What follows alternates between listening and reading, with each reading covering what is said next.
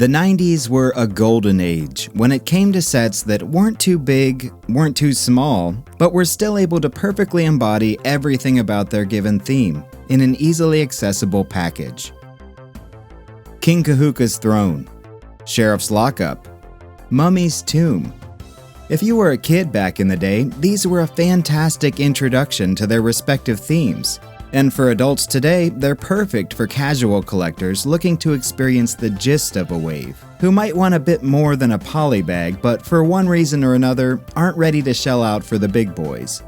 And even if you're a completionist, they're often a great way to kick off a potential theme collection.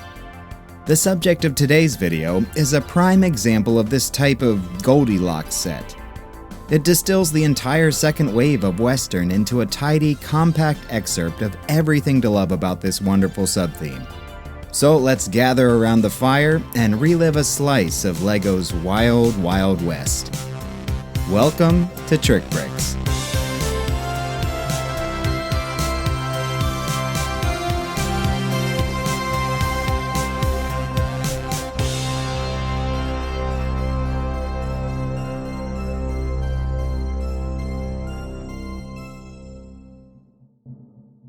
Hello again everyone, I'm Jamie. Believe it or not, after today we've only got one episode to go in the final season of the Wild West Retrospective. So if you haven't checked out the other set reviews, there's no better time to catch up. I'll leave a link to the full playlist in the description. As I alluded to in the intro, I love this style of set.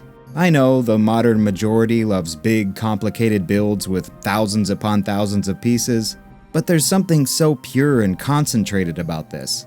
It is exactly what it needs to be. By the numbers, 6746 Chief's Tepee was released in 1997. Consists of 131 pieces, 3 minifigures, and originally retailed for $20. At the time of this recording, that's about $41, taking inflation into account. I do have some nostalgia for this one, as my younger brother got it back when it first came out, and this is, in fact, his original copy, save for the cloth, which unfortunately required replacing. Luckily for us all, he was gracious enough to relinquish all of our childhood LEGO to me a while back, so shout out to Tim. One thing we got more of in Western than in any other theme were 16x32 tan base plates. And that's what forms the foundation of this set. Since 2012, these thin base plates, in any dimension, have been almost entirely relegated to huge direct-to-consumer sets. And with very few exceptions, LEGO has all but thrown these to the wayside in favor of standard plates. That's fine, and I totally understand their reasoning. I just think if they're going to phase something out, it should be replaced with something just as good or better.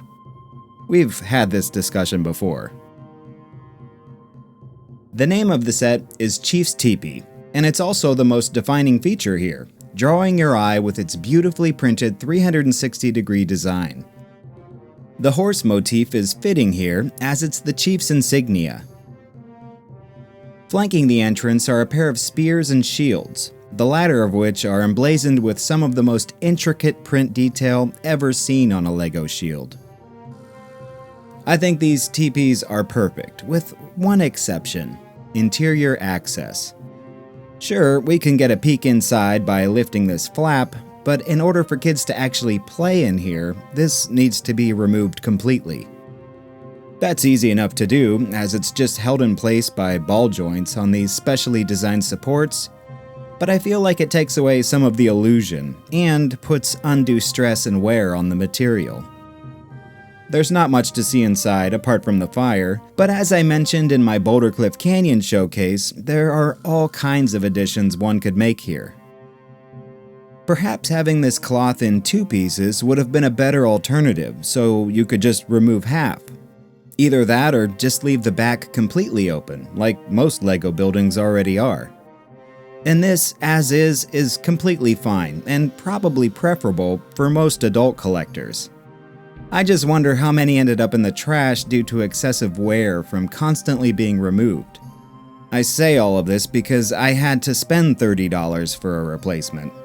But coulda, shoulda, woulda aside, I still love the look of these, and they give this already unique subtheme an even more distinctive flair. Speaking of flair, the Tepee's resident is on point. Big Chief Rattlesnake is an underrated minifigure in my opinion, with his above and beyond printwork and exquisite headdress. I've mentioned before that I'm not a big fan of the more realistic facial features found on these figures, and would have preferred to see a more classic LEGO tribal aesthetic, like a Chew or the Islanders. But I really feel like LEGO was attempting to make this theme special, and we had already seen this style the previous year in Flatfoot Thompson, so in addition to being a bit of extra pizzazz, it really was just a continuation of what had come before. Moving on, beside the teepee we have this awesome hollow stump piece that unfortunately never saw use beyond the Indian sets.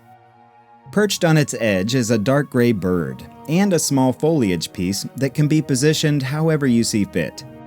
Inside we'll find a then new rattlesnake, which is still in production today, as well as a hatchet or tomahawk embellished with feathers. This was another element introduced with this subtheme. And, of course, any of your warriors can hide out in here.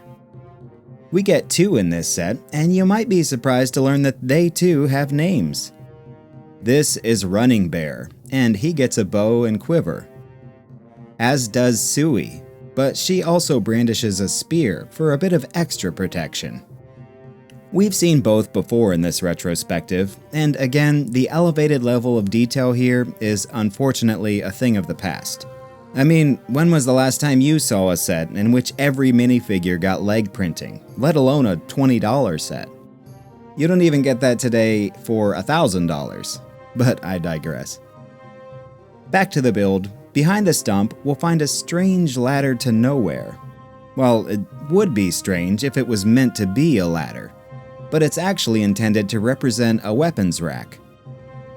You can hang your bows and quivers on here, clip on hatchets and spears, and even hang the shields if you tilt it back slightly. I really like this little inclusion. It adds a nice level of realistic detail with minimal parts. On the subject of realism, totem poles and teepees go together like toothpaste and orange juice. This was probably the biggest departure from reality found in these sets, as teepees belonged to tribes who were constantly on the move, while totem poles were decidedly not portable. But historical inaccuracy aside, this one looks fantastic, especially for the parts the designer had to work with, and it adds an undeniable pop of color to the build as a whole. You might notice it's a bit wobbly though. That's due to the fact that the whole thing is built atop a turntable. And why might that be, you ask? So it can spin, of course. This is the set's lone attempt at a play feature, and it's kind of weak in my opinion, for a few reasons. Firstly, you'll see these tiles here, which are meant to guarantee a smooth 180-degree rotation, but if we attempt to do that, it hits the stump, so that has to be moved out of the way. And if the tiles weren't a clear enough indication that this is supposed to swing all the way open, you also have the colors on the pole going from green to red, a subtle signal of danger. And that danger comes in the form of another rattler, this time occupying the trough. I think the whole idea is that this would be swung over here to gather water from the stream, and then turned back so the horse can drink. At least that's the best theory I can come up with. Let me know if you've got a better one. At any rate, it's a pretty lackluster play feature when compared to some of the others found in the theme. And here's a better look at the horse, which, again, we've seen before, and again, is probably the most detailed one LEGO has ever made, alongside its white counterpart. He, or she, gets a blue saddle with a spear clip to the side, and when it's time for a rest, we get the appropriately colored brick and plate to fill in the space. Up front, we'll find another campfire just like the one seen in the teepee, but this time accompanied by a cooking pot. This is another very simple but very welcome inclusion. I love to imagine the tribe sitting around here at night, listening to Big Chief Rattlesnake share his wisdom and tell the tales of their ancestors. And to finish off the build, the entire right side is home to a small stream, bubbling out from beneath this rudimentary ridge.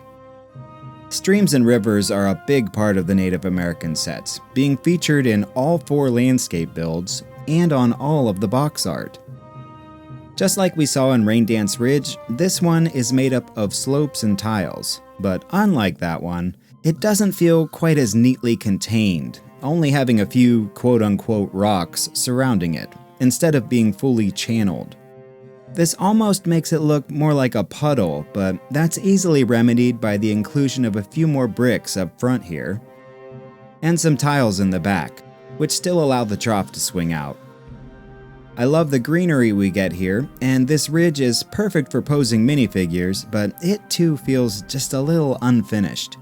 The black plate is an odd choice in my eyes, and I think just swapping it out for gray is a big improvement. But of course, I had to try a bit of the old TrikBrix treatment here and see what I could do to spice things up. In fact, I did that 4 times. With gradually escalating complexity and part count, these all use period-correct pieces and build techniques, all while keeping the original ridge intact. I like them all, but I actually can't decide which is my favorite, so feel free to sound off in the comments. I understand that some folks are purists and want to keep the set exactly how it's shown in the instructions, but it really is a blast adding your own creative touch. And oftentimes, the designers themselves would have done more, but part constraints and price targets held them back. For all of the things I pointed out, you'd think I don't like this set, but really, nothing could be further from the truth. It's not my favorite in the wave, I'll admit that, but like I mentioned in the intro, it's such a great starting point to build from. And as a kid, I didn't even notice its few shortcomings. I just remember thinking this was the perfect cornerstone to a big sprawling encampment that only existed in my imagination.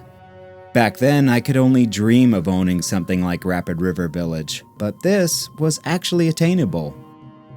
And if you do have the other sets, you'll find that they complement each other incredibly well, better than most subthemes in fact. So whether you're a die-hard collector or a casual fan, or maybe just looking to recapture some of the magic you remember from playing with these as a kid, I think this is a worthy addition to your shelf. It can be surprisingly pricey for its size, hovering just under $100 for a used copy in good condition, but that's less than half of what folks are asking for either of the 2 larger sets.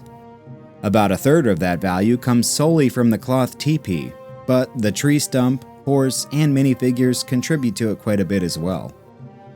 At the end of the day, despite its smaller footprint, Chief's Tepee perfectly captures the peaceful, harmonious vibes that make the Indian subtheme so unique in my eyes, and it reminds me just how fortunate I was to grow up in this period of LEGO's history. But that's all I've got for you today. If you enjoyed this video and haven't done so already, be sure to subscribe so you don't miss the incredible conclusion to the Wild West Retrospective. And if you'd like early ad-free access to every video, along with sneak peeks, exclusive content, and more, Club Maniac gives you all of that, and it's the best way to ensure the future of the channel. I'll be back soon, but until then, this has been Jamie for TrikBrix. Thanks so much for watching, and as always, take care and play well.